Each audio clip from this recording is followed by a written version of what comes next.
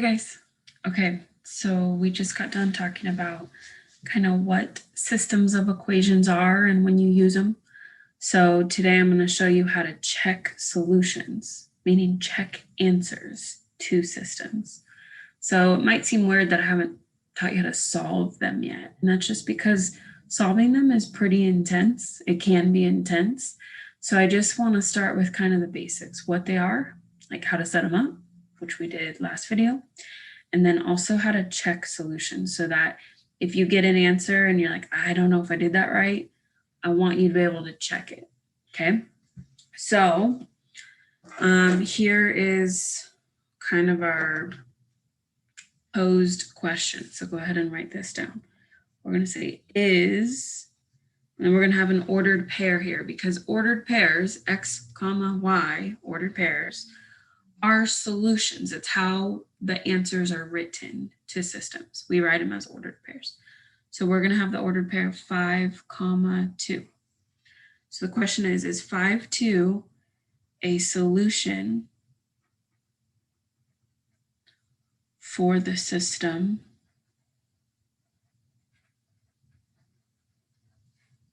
and then we're going to write a system right here. Here you go. So we do the little squiggly that shows you that there's two equations kind of working as a team. Here's your first equation, 3x minus 2y equals 11.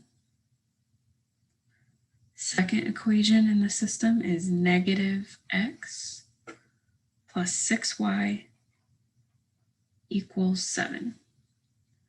So we're trying to see if 5, 2 is the answer, is the solution to this system.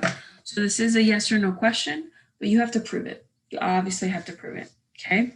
So we're going to write kind of a summary of what we're going to do, okay? So please write this down. You don't have a bunch of writing today, just this, okay? So in order for 5, 2, so parentheses 5, 2, in order for the ordered pair 5, 2 to be a solution, comma, we must, oops, not me, we must plug in, okay, and we're going to plug in 5 for x because that's your x variable. We must plug in 5 for x and 2 for y into both equations. Okay, so we plug in your 5 and 2 for x and y in both equations. And then there's more to it. If both equations, I'm underlining both because it's very important. If both equations simplify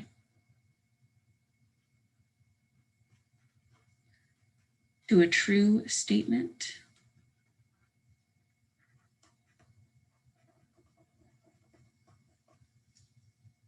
so if both equations simplify to a true statement, comma, then 5, 2 is a solution. So I'm going to read over that one more time. Make sure you have this written down. So in order to know if something is a solution, such as 5, 2, in order for 5, 2 to be a solution, we must plug in 5 for x, 2 for y into both equations. So you're going to plug it into this guy and to this guy.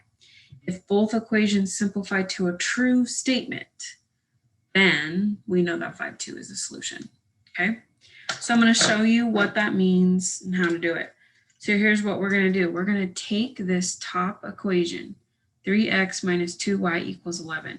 And I'm going to rewrite it down here, but instead of plugging in x and y, or writing x and y, I'm going to plug in 5 for x Oops, that's a minus. Goodness gracious. Instead of 2y, I'm going to have 2 times 2 equals 11. Okay, so I'm taking that first equation. I plugged in my 5 for x and a positive 2 for y. So now you have 3 times 5 minus 2 times 2 equals 11. Now we're going to also plug that 5 and 2 in for the x and y in the second equation. So you have like 2 little problems down here. Now we have negative x, so careful on how you write that. That's going to end up as a negative 5 right there.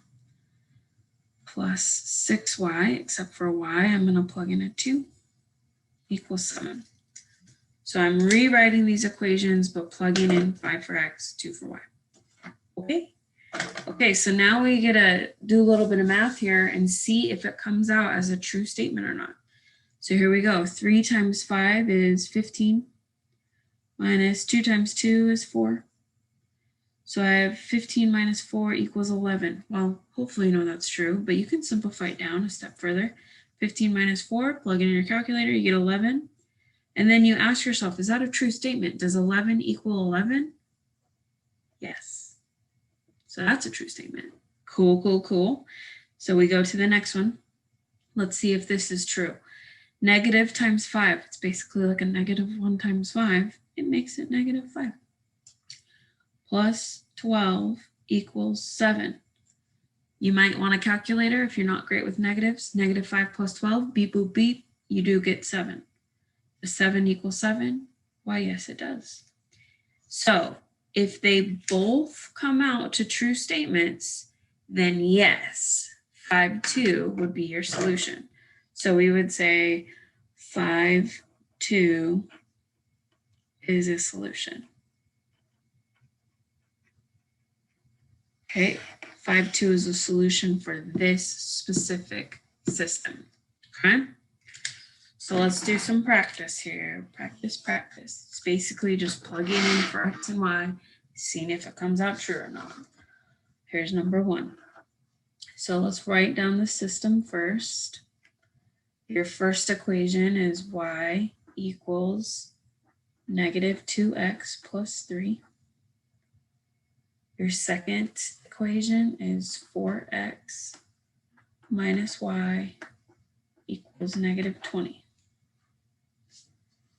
And the question we're being asked is negative 4, 11 a solution? So we are going to write yes or no, but we obviously have to do some work. We got to plug some stuff in and see if it actually comes out to a true statement on both of the equations. So I'm going to start with this first one.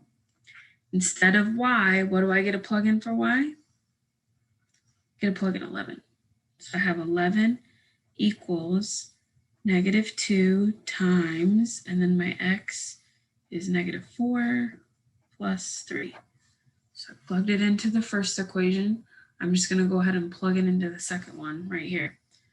4 times my x minus the y equals negative 20.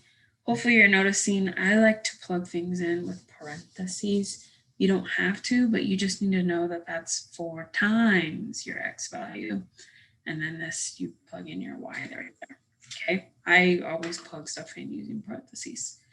Okay, so now we simplify a little bit. Let's see, 11, I can't really do anything on that side. So over here, negative 2 times negative 4 is positive 8. 8 plus 3 is 11. Both sides simplify to the same amount, so that one would be a yes. So it works for the first equation, but I can't just say yes automatically. I have to make sure that it works in both equations for it to be a solution. So let's see if this is true. 4 times negative 4 is negative 16. Drop down the 11. Negative 16 minus 11 is negative 27. So does negative 27 equal negative 20? No. So is this a solution to the system?